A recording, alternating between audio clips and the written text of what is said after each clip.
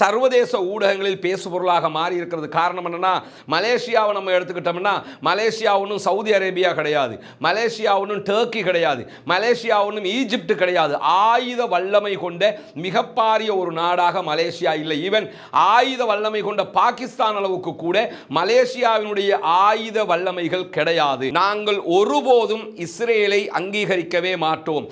பாலஸ்தீனத்தை மாத்திரம்தான் நாங்கள் நாடாக அங்கீகரித்திருக்கிறோம். இன்றைக்கு வெளியாகி இருக்க பல முக்கியமான செய்திகளில் இடம் பிடித்திருக்கக்கூடிய ஒரு பரபரப்பான செய்திதான், நெதன்யாகு தன்னுடைய மகனுக்கு உடனடியாக பாதுகாப்பை பலப்படுத்துங்கள் என்கிற கோரிக்கையை அமெரிக்காவிடத்தில் இஸ்ரேலிய உள்நாட்டு உளவு பிரிவான ஷின்பத்தூடாக கோரிக்கையாக முன்வைத்திருக்கிறார். இதே நேரத்தில் இன்றைக்கு வெளியாகி இருக்கக்கூடிய இன்னும் ஒரு முக்கியமான செய்தி என்னன்னு சொன்னா,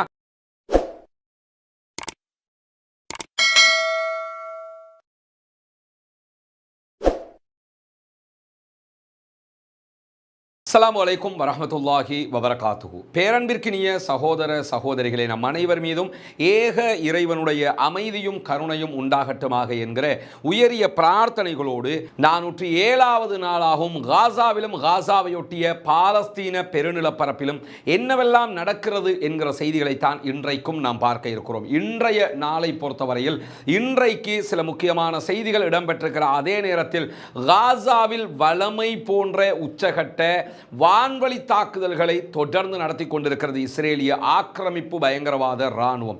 400 நாட்களை தாண்டி இருக்கிறோம். இத்தனை நாட்களில் 43,000க்கு மேற்பட்டவர்கள் கொல்லப்பட்டிருக்கிறார்கள், ஷஹீதாகி இருக்கிறார்கள். 1,00,000க்கு மேற்பட்டவர்கள், 1,03,000 பேர் படுகாயமடைந்திருக்கிறார்கள், நிரந்தர ஊனமுற்றவர்களாக மாறி இருக்கிறார்கள்.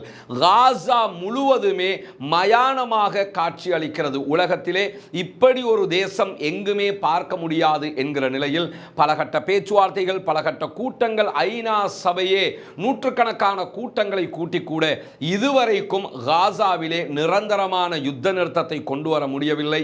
பாலஸ்தீன மக்கள் தங்களுடைய சொந்த நாட்டையே நாடாக கேட்டுக்கொண்டிருக்கக்கூடிய ஒரு அவல நிலைதான் இங்கே தோற்றம் பெற்றிருக்கிறது என்பதை நாம் அவதானிக்க முடியும். ஆச்சரியமான விஷயம் என்னன்னா, உலகத்தில் இருக்கக்கூடிய நாடுகள் எல்லாம் அவர்கள் மாற்று ஆக்கிரமிப்பாளர்களிடமிருந்து தங்களுடைய நாட்டை மீட்டெடுத்தார்கள், சுதந்திரம் பெற்றார்கள்.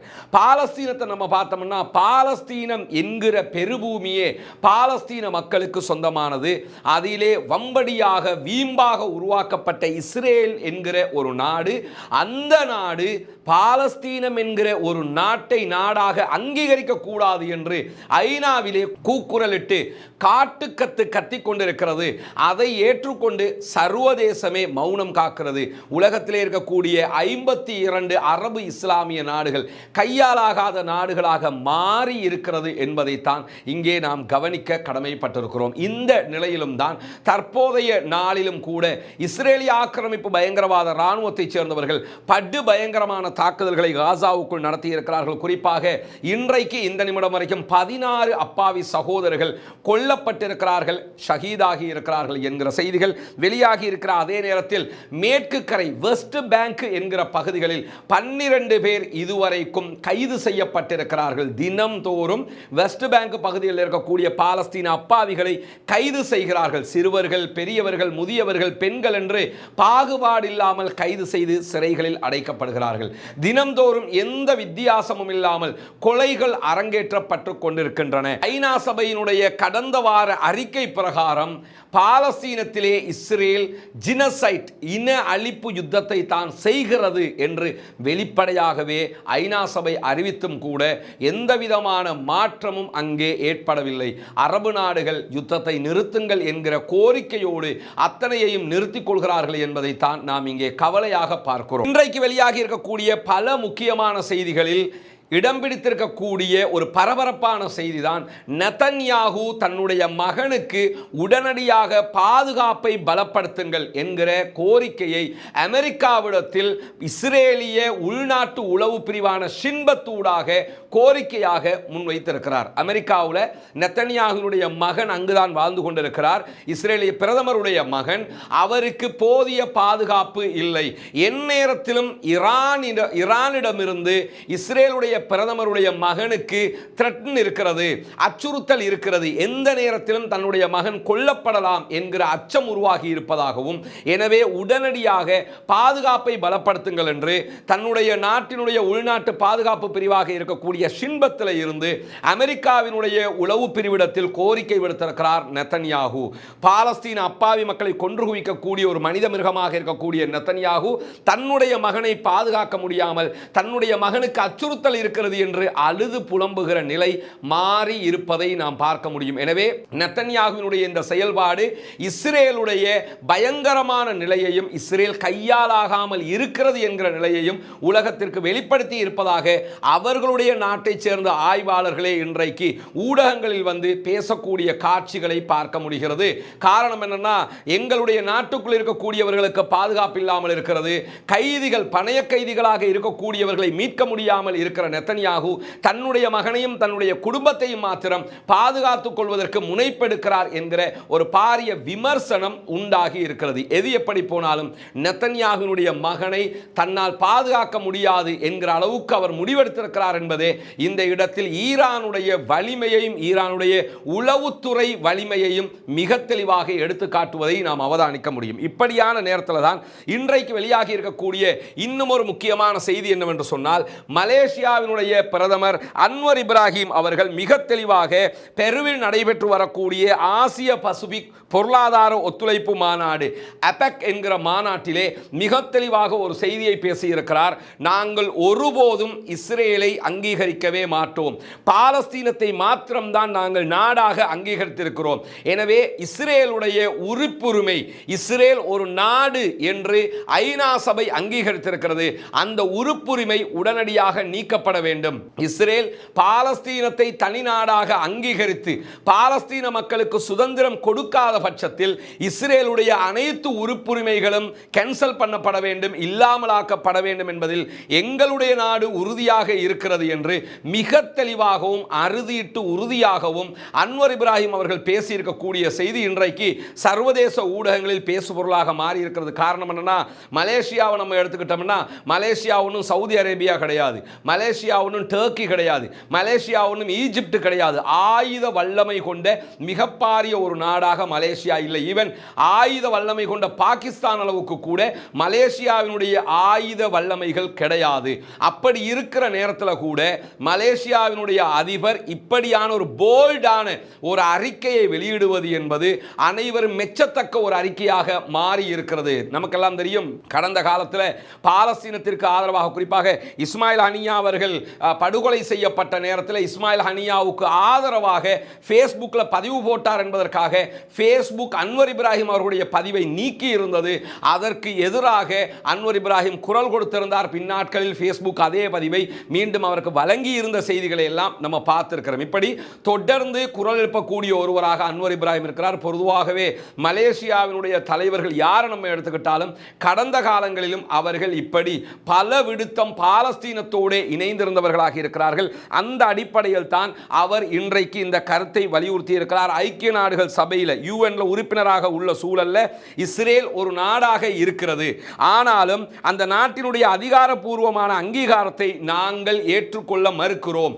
அதை ஒரு நாடாக ஐநா ஏற்றுக்கொண்டாலும் நாங்கள் ஏற்றுக்கொள்ளவில்லை என்று மிக தெளிவாக அபெக் என்கிற இந்த பொருளாதார உச்சி மாநாட்டிலே அன்வர் இப்ராஹிம் அவர்கள் பேசியிருக்கிற செய்திகள் இன்றைக்கு வெளியாகி இருக்கிறது.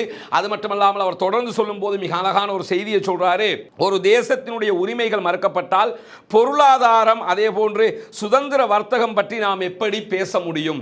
காசாங்கிற ஒரு தேசத்தினுடைய உரிமைகளை நீங்க மறுத்துக்கிட்டு பொருளாதாரத்தையும் அதே போன்று சுதந்திரமான வர்த்தகத்தையும் பிசினஸையும் பற்றி பேசிக்கிட்டு இருக்கிறீங்க, இது நியாயமானதா என்று சொல்லிவிட்டு அவர் சொல்கிறார், பாலஸ்தீன மக்களுக்கு தேவையான இடங்களில் மலேசியா தொடர்ந்தும் குரல் எழுப்பிக் கொண்டே இருக்கும் என்று சொல்லி இருக்கிறார். சவுதி அரேபியா போன்ற நாடுகள் இப்படியான வார்த்தைகளை கூட சொல்லுவதற்கு தயங்குகிற நேரத்தில் தான் மலேசியாவினுடைய பிரதமர் மிக தெளிவாக இந்த வார்த்தைகளை சொல்லி இருக்கிற காட்சிகள் இன்றைக்கு பதிவு செய்யப்பட்டிருக்கிறது. இப்படியான நேரத்தில் தான் இன்றைக்கும் பாலஸ்தீன விடுதலை போராளிகளும் பாலஸ்தீனத்திற்கு ஆதரவான லெபனானிய போராளி குழுக்களும் உச்சகட்ட தாக்குதல்களை இஸ்ரேலுக்கு எதிராக நடத்தி கொண்டிருக்கிறார்கள். குறிப்பாக இன்றைக்கு 3 இடங்களில் காசாவுக்குள் இஸ்ரேலுக்கு எதிரான தாக்குதல்களை தாங்கள் நடத்தி இருக்கிறோம் என்கிற செய்திகளை பாலஸ்தீன விடுதலை அமைப்பினர் வெளியிட்டிருக்கிறார்கள். 3 இடங்களிலும் அவர்களுடைய ஆயுத தொடரணிகள் மீது, அதாவது ஆயுதங்களை ஏற்றுக்கொண்டு வந்த வாகன தொடரணிகள் மீது தான் தாக்குதல்கள் நடத்தப்பட்டதாக பாலஸ்தீன விடுதலை அமைப்பினர் இன்றைக்கு அறிவித்திருக்கக்கூடிய சூழலில் எத்தனை பேர் கொல்லப்பட்டிருக்கிறார்கள், எப்படியான அழிவுகள் எதிரணிக்கு ஏற்பட்டிருக்கிறது என்கிற செய்திகளை அவர்கள் இதுவரைக்கும் வெளியிடவில்லை. அதனுடைய வீடியோ காட்சிகளை விரைவில் அவர்கள் வெளியிடுவதற்கான வாய்ப்புகள் இருக்கிறது. குறிப்பாக நெட்சாரிம் காரிடோர் என்கிற வடக்கு காசாவுக்கும் தெற்கு காசாவுக்கும் இடையிலே இருக்கக்கூடிய இஸ்ரேலுடைய ஆயுத மண்டலமாக செயல்படக்கூடிய இடத்தில் தான் கூடுதலான தாக்குதல்களை இன்றைக்கு நடத்தி இருக்கிறோம் என்கிற செய்திகளையும் அவர்கள் வெளியிட்டிருக்கிற அதே நேரம் லெபனானுடைய போராளி குழுவாக இருக்கக்கூடிய ஹெஸ்புல்லாக்கள் எடுக்கிற எந்த முடிவாக இருந்தாலும் அந்த முடிவுக்கு 100% பக்கபலமாக நாங்கள் இருப்போம் என்கிற செய்தியை இன்றைக்கும் மிக தெளிவாக ஈரான் வெளிப்படையாகவே அறிவித்திருக்கிறது. ஹெஸ்புல்லாக்கள் இஸ்ரேலுக்கு எதிராக என்ன தாக்குதல் நடத்தினாலும், ஹெஸ்புல்லாக்கள் இஸ்ரேலுக்கு எதிராக என்ன விதமான முடிவுகளை எடுத்தாலும் அதற்கு நாங்கள் எப்போதும் உறுதுணையாக இருப்போம் என்பதை மிக தெளிவாகவும் மிக துல்லியமாகவும் ஈரான் இன்றைக்கு அறிவித்திருக்கிறது. பகிரங்கமாக ஈரான் ஹிஸ்புல்லாக்களை ஆதரித்து இப்படியான ஒரு ஸ்டேட்மெண்ட்டை இந்த ஒரு வருஷத்துக்குள்ள கொடுத்தது இதுதான் முதல் தடவை என்பதையும் நாம் இங்கே அவதானிக்க கடமைப்பட்டிருக்கிற அதே நேரத்தில் இஸ்ரேலுடைய கடற்படை தளத்தின் மீது இன்றைக்கு மிக உக்கிரமான தாக்குதலை நடத்தி இருக்கிறது பாலஸ்தீனத்திற்கு ஆதரவான லெபனானிய போராளி குழுக்கள். குறிப்பாக இன்றைய தினம் இஸ்ரேல் மீது 30க்கு மேற்பட்ட ஏவுகணை தாக்குதல்களை நடத்தி இருக்கிறது ஹெஸ்புல்லாக்கள் என்பதுதான் இங்கே கவனிக்க வேண்டிய முக்கியமான விஷயம். ஏன்னா ராக்கெட் தாக்குதல்களை தொடர்ந்து அவங்க நடத்தி வர்றாங்க. அதே போன்று நம்ம பார்க்க முடியும் இஸ்ரேலுக்கு எதிராக ஆளில்லா விமான தாக்குதல்களை நடத்தி வர்றாங்க. இந்த அண்மைய நாட்களாக அவர்கள் இஸ்ரேலுக்கு எதிராக ஏவுகணை தாக்குதல்களை உச்சமாக மிசைல் அட்டாக்ஸ் பண்ணி கொண்டிருக்கிறாங்க. அந்த அடிப்படையில் இன்றைக்கு முதல் கட்டமாக 30க்கு மேற்பட்ட மிசைல் அட்டாக் ஹைஃபா பகுதிகளில் இருக்கக்கூடிய இஸ்ரேலுடைய போர்ட்டை நோக்கி நடத்தப்பட்டிருக்கிறது. இஸ்ரேலுடைய துறைமுகத்தின் மீதும் தாக்குதல் நடத்தி இருக்கிறார்கள். அதே நேரத்தில் நாவல் போர்சஸ் இருக்கக்கூடிய கடற்படைகள் இருக்கக்கூடிய கடற்படை தளத்தின் மீதும் இன்றைக்கு ஏவுகணை தாக்குதல்களை நடத்தி இருக்கிறார்கள் என்கிற செய்திகள் வெளியாகி இருக்க ஹைஃபாவுக்கு தெற்கே இருக்கக்கூடிய கடலோர நகரமாக இருக்கக்கூடிய அட்லிட் என்கிற நகரத்துக்கு அருகாமையிலே இருந்த இஸ்ரேலுடைய இந்த நாவல் போர்சஸ் பேஸ் மீது தான் உச்சகட்ட தாக்குதலை ஹெஸ்புல்லாக்கள் இன்றைக்கு நடத்தி இருக்கிற அதே நேரம் ஆளில்லா விமானங்களினுடைய ஒரு படைப்பிரிவு, தற்கொலை ஆளில்லா விமானங்களுடைய படைப்பிரிவு, அதாவது போய் அட்டாக் பண்ணிட்டு ரிட்டர்ன் வருகிற விமானங்கள் அல்ல, ரிட்டர்ன் வராமல் அட்டாக் பண்ணி தன்னைத்தானே அழித்துக் கொள்ளுகிற விமானங்களுடைய ஒரு படைப்பிரிவை அவிவிம் என்கிற குடியேற்றத்தின் மீது ஏவியதாகவும் உச்சகட்ட தாக்குதல்கள் அதிலே இடம்பெற்றதாகவும் பல அழிவுகள் ஏற்பட்டிருப்பதாகவும் சற்று முன்னால் ஹிஸ்புல்லாக்களுடைய படைப்பிரிவு அறிவித்திருக்கக்கூடிய காட்சிகளை நாம் காணுகிற அதே நேரத்தில் ஹைஃபா விரிகுடா பகுதிகளிலையும் கலீலியை நோக்கி அப்பர் கலீலியை நோக்கியும் சுமார் 35க்கு மேற்பட்ட ஏவுகணை தாக்குதல்களை நடத்தியிருக்கிறார்கள் ஹிஸ்புல்லாக்கள் என்கிற செய்திகள் இன்றைக்கு வெளியாகி இருக்கிறது. தொடர்ந்து 1, 2, 3, 4 என்று ஏவுகணை தாக்குதல்களை நடத்தியவர்கள் இன்றைக்கு ஒரு கட்டத்தில் 30 ஏவுகணை தாக்குதல்கள், மறுகட்டமாக 35 ஏவுகணை தாக்குதல்களை உச்சமாக நடத்தியிருக்கக்கூடிய காட்சிகள் வெளியாகி இருப்பதை நாம் பார்க்க முடியும். இந்த மாதிரியான நேரத்தில் ஈராக்கில் இருந்து செயல்படக்கூடிய பாலஸ்தீன ஆதரவு இயக்கம் இஸ்ரேலுடைய அயலாது துறைமுகத்தை நோக்கியும் இன்றைக்கு தாக்குதல்களை நடத்தி இருப்பதான செய்திகளை வெளியிட்டு இருக்கிறார்கள். இங்க நீங்க பார்க்கலாம், இன்றைக்கு ஹிஸ்புல்லாக்கள் வெளியிட்டிருக்கக்கூடிய ஒரு முக்கியமான வீடியோ இது. அந்த வீடியோவில் அவர்கள் தாக்குதல் நடத்திய காட்சிகளை காட்டுறாங்க. எப்படியான தாக்குதல்கள் இன்றைக்கு நடத்தப்பட்டிருக்கிறது என்பதற்கான ஆதாரமாகத்தான் இதை அவர்கள் வெளியிட்டிருக்கிறார்கள். இதை பல பகுதிகளை அவங்களே மறைச்சு தான் வெளியிட்டிருக்கக்கூடிய காட்சியை நம்ம பார்க்க முடியும்னா அதை வெளிப்படையாக காட்ட முடியாது என்கிறதுனால அவங்களே மறைச்சு தான் வெளியிடுவாங்க. இங்க நீங்க பார்க்கலாம், அவர்கள் தாக்குதல் நடத்தக்கூடிய காட்சிகள் உச்சமாக பதிவாகி இருப்பதை நம்ம இங்க கவனிக்க முடியும். அதாவது உச்சகட்ட தாக்குதல்களை எப்படி நடத்துறாங்கன்றத பாருங்க. தொடர்ந்து மழை பெய்வதை போன்று அவர்கள் இஸ்ரேலை நோக்கி இன்றைக்கு ராக்கெட் தாக்குதல்களை நடத்தி இருக்கிறார்கள். அந்த தாக்குதலுடைய வீடியோ காட்சிகள் தான் இன்றைக்கு மொத்தமாக வெளியிடப்பட்டிருக்கிறது. அதே நேரத்தில் நீங்க இங்க பார்க்க முடியும் அடுத்த கட்டமாக எப்படியான தாக்குதல்களை நடத்தி இருக்கிறார்கள் என்பதையும் அவர்கள் அதே வீடியோவில் குறிப்பிட்டிருக்கிறார்கள். இந்த வீடியோவினுடைய ஒரிஜினல் வீடியோவை நீங்க அல் ஜசீராவுடைய அரபு பக்கத்தில் பார்க்க முடியும். அவர்கள் இன்றைக்கு நடத்தி இருக்கக்கூடிய தாக்குதலுக்கான ஆதாரமாக இங்க நீங்க பார்க்கலாம். நிறைய ராக்கெட் தாக்குதல்களை எப்படி நடத்தி இருக்கிறார்கள் என்கிற காட்சிகளோடு அது எங்க போய் தாக்குதல் நடத்தப்படுகிறதுங்கிறதையும் காட்டிருக்காங்க பாருங்க.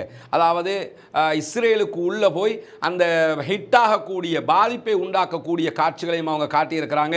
இந்த இடத்துல இஸ்ரேலுடைய பகுதிகள் வெடித்து சிதறக்கூடிய காட்சிகள் வெளியாகி இருக்கிறது. அந்த காட்சிகளும் அவர்களே அந்த வீடியோக்களில் வெளியிட்டிருக்கிறார்கள்.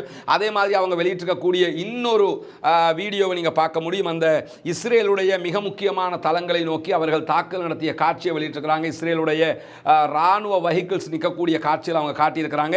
இங்கே நீங்கள் பார்க்கலாம், தாக்குதல் நடத்துவதற்கான ஆயுதங்களை அவர்கள் கொண்டு வரக்கூடிய வெஹிக்கிளை காட்டுறாங்க. கொண்டு வந்து அவர்கள் எப்படி தாக்குதல் நடத்துகிறார்கள் என்கிற காட்சிகள் தான் இதில் பதிவு செய்யப்பட்டிருக்கிறது.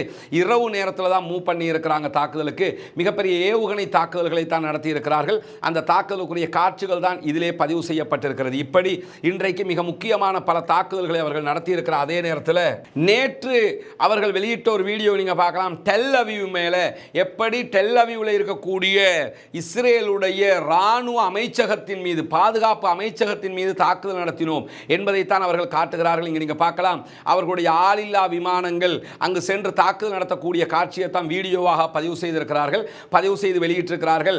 ஆரம்பத்தில் அவங்க காட்டக்கூடிய காட்சி இது, அவருடைய ஆளில்லா விமானங்கள் பயணிக்கிற காட்சி அவங்க காட்டியிருக்கிறாங்க. சரியாக சென்று அவர்களுடைய இலக்கை அடைந்து அது தாக்குதல் நடத்தி இருக்கிறது.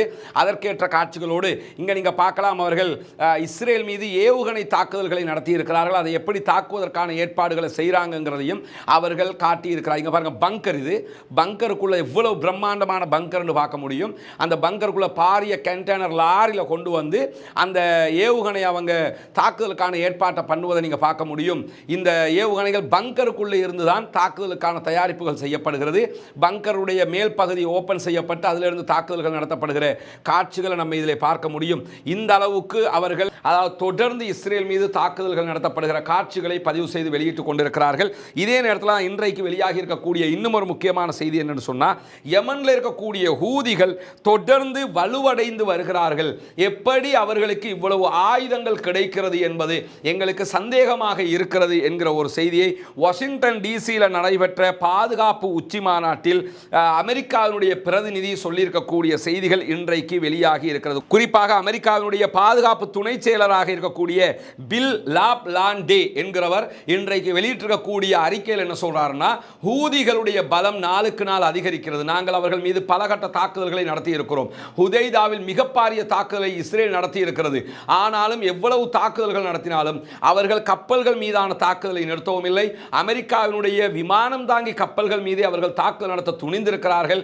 அவர்களுடைய வலு ஒவ்வொரு நாளும் அதிகரித்துக் கொண்டிருக்கிறது என்று பேசுகிறவர் என்ன சொல்றாருன்னு கேட்டா, நான் ஒரு பொறியாளர், நான் ஒரு என்ஜினியராக இருக்கிறேன். என்னுடைய முழு வாழ்க்கையிலேயுமே பல ஏவுகணைகளை நான் கண்டிருக்கிறேன், பார்த்திருக்கிறேன், தொட்டு பார்த்திருக்கிறேன் என்கிற செய்தியெல்லாம் சொல்லிட்டு என்ன சொல்றாருன்னா, ஆனால் கடந்த 6 மாதங்களில் ஹூதிகள் என்ன செய்திருக்கிறார்கள் என்பதை பார்த்து நான் அதிர்ச்சி அடைந்தேன்.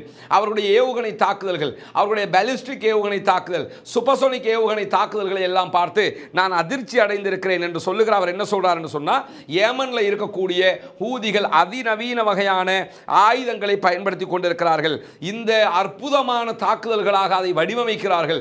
இவையெல்லாம் எங்கிருந்து அவர்களுக்கு கிடைக்கின்றன என்பது எனக்கு தெரியவில்லை. ஆனால் அவர்களுடைய தாக்குதல் தினம்தோறும் வலுவடைந்து வருகிறது என்கிற ஒரு செய்தியை இன்றைக்கு அவர் சொல்லி இருப்பதை நாம் அவதானிக்க முடிகிறது. இந்த நிலையில தான் நமக்கெல்லாம் தெரியும், அமெரிக்காவினுடைய தேர்தல் முடிவுற்றிருக்கிறது. அமெரிக்க தேர்தலில் டொனால்ட் ட்ரம்ப் வெற்றி பெற்றிருக்கக்கூடிய நேரத்தில் அமெரிக்க முஸ்லிம்கள் கடைசி நேரத்தில் டொனால்ட் ட்ரம்புக்கான ஆதரவை வெளிப்படுத்தி இருந்தார்கள். குறிப்பாக டொனால்ட் ட்ரம்பினுடைய இஸ்ரேல் சார்பு நிலைப்பாட்டை அவர் தற்போது எடுத்து வருகிற காரணத்தினால அவருக்கு எதிரான மனோநிலையில் அமெரிக்க முஸ்லிம்கள் மாறிக்கொண்டிருக்கிறார்கள் என்கிற செய்திகள் வெளியாகி இருக்கிறது. அதிலும் குறிப்பாக அவருக்காகவே ஒர்க் பண்ணிய பிலடெல்பியா முதலீட்டாளர் ரபியுல் சௌத்ரி என்கிறவர் ட்ரம்புக்காக, ட்ரம்புடைய கட்சிக்காக முழுவதுமாக ஒர்க் பண்ணவர். ஆரம்பத்தில் இவர் அங்கிருக்கக்கூடிய கமலா ஹாரிஸுக்காகத்தான் ஒர்க் பண்ணார். பிறகு தேர்தலில் முழுவதுமாக டொனால்ட் ட்ரம்புக்காக ஒர்க் பண்ணின ஒரு பெரிய கோடீஸ்வரர். அவர் இன்றைக்கு அளித்திருக்கக்கூடிய பேட்டி, அமெரிக்க ஊடகங்களுக்கு கொடுத்திருக்கக்கூடிய பேட்டியில் ரொம்ப கவலைப்பட்டு மனது நொந்து என்ன பேசியிருக்கிறார் என்று சொன்னால், ட்ரம்பை ஆட்சிக்கு கொண்டு வர வேண்டும்.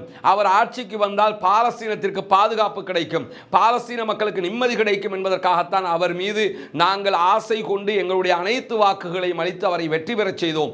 ஆனால் அவர் தற்போது நியமிக்கிற நியமனங்கள் எல்லாமே பாலஸ்தீனத்திற்கு எதிராக இஸ்ரேலுக்கு ஆதரவானதாக இருக்கிறது. இதிலே நாங்கள் மனது நொந்திருக்கிறோம் என்கிற ஒரு செய்தியை மிக தெளிவாக அவர் சொல்லி இருக்கிறார். குறிப்பாக மிச்சிகன் மாநிலத்திலையும் அதே போன்று பல முக்கியமான மாநிலங்களிலையும் ட்ரம்பின் வெற்றிகள் முஸ்லிம் சமூகத்தினுடைய ஆதரவு மிகப்பெரிய காரணமாக அமைந்தது என்று அனைத்து சர்வதேச ஊடகங்களும் சர்வதேச விற்பனர்களும் பேசிய நிலையில தான் இந்த நிலை ஏற்பட்டிருக்கிறது. அதிலும் குறிப்பாக அவர் சொல்லியிருக்கக்கூடிய செய்திகளை நம்ம பார்க்க முடியும்.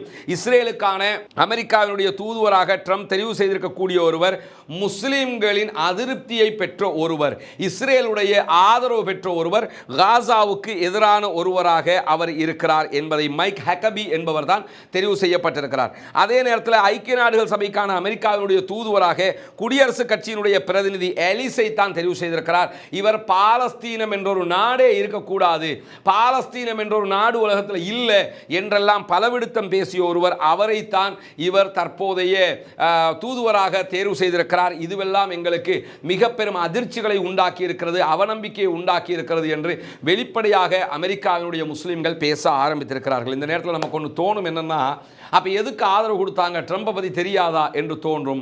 ஆனால் அந்த கேள்விக்கு உண்மையில் பதில் இல்லை. காரணம் என்னன்னா, அமெரிக்க முஸ்லிம்களை பொறுத்தவரையில் இந்த தேர்தலில் அவர்களுக்கு வேறு வழியே இருக்கவில்லை. ஒன்றோ கமலா ஹாரிஸ், இல்லை என்றால் டொனால்ட் ட்ரம்ப் தான் அவர்களுக்கான வழியாக இருந்தது.